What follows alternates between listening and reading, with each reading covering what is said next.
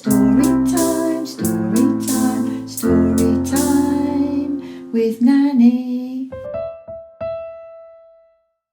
Hello, we're going to do a different story time today, and this book is called Ridiculous. So let's go for Nanny's story time. Ho hum, yawned Mr. Tortoise. Winter is here. So it is, yawned Mrs. Tortoise. Come on, Shelley, time for bed. But I don't feel sleepy yet, said Shelley. I bet that's what you say all the time, that you're not tired when it's bedtime.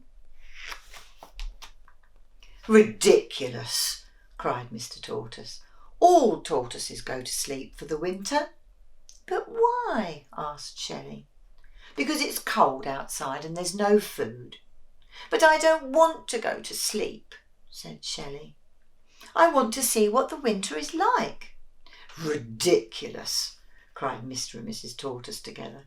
Who ever heard of a tortoise out in winter?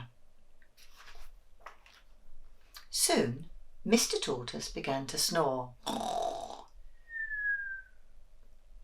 And not long after that, Mrs. Tortoise started to snore. And not long after that, Shelley left her warm bed of leaves and out she went through a hole in the shed to see what winter was like. Uh-oh, I don't think she knows. Outside the shed, Shelley blinked. There was snow and ice everywhere, even on the duck pond and the hill, and she lumbered along. The duck spotted her. A tortoise out in winter? Quacked the duck. Ridiculous. No, it isn't, said Shelley. Oh, no? Then let me see you break through the ice to get food like I can. Ha ha ha, quack, quack, quack. He's right, thought Shelley. I can't do that. I don't have a beak.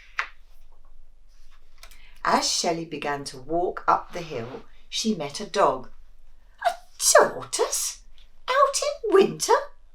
Barked the dog. Ridiculous. No, it isn't, said Shelley, feeling a bit cross. Oh, no? Then let me see you keep warm by running around like I can. Ha ha ha, woof woof. He's right, thought Shelley sadly. I can't do that either. The dog ran off after the cat, but the cat jumped up onto the branch of a tree. She looked down at Shelley. A tortoise out in winter? Meowed the cat. Ridiculous. No, it isn't, said Shelley, even more crossly. Oh, no? Then let me see you run into a nice warm house as quickly as you can. Meow. She's right, thought Shelley, shivering with the cold. I can't run like a dog or a cat. I'm much too slow. The cat raced off into her house before the dog could catch her, and Shelley trudged on up the hill to the top, where she met a bird. A tortoise out in winter?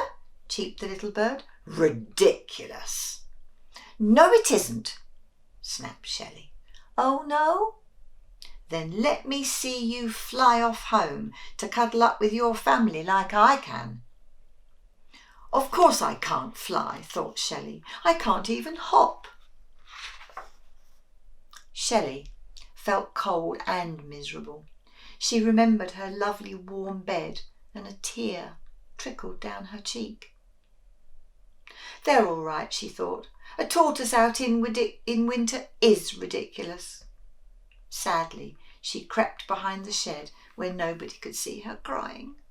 And she slipped on a big patch of ice. Shelley fell backwards and began to slide down the hill. Faster and faster she went. And faster than a dog could run, and faster than the cat. And suddenly until she hit a big bump and flew into the air like a bird. Whee! Down she came again and landed on the icy duck pond. She slithered towards her hole in the shed, but it was all covered up with ice. Ha ha ha! Quack, quack, quack, quack, quack, quack, quack, quack. What did I say? Where's your beak now to break the ice? The duck was laughing. No, I don't have a beak, thought Shelley, but I do have... Oh, what's she going to have? A shell. And tucking her head inside, Shelley smashed her way through the ice into the shed and home. And there she is, look, she's burst through the shed. And there's her mummy and her daddy still asleep.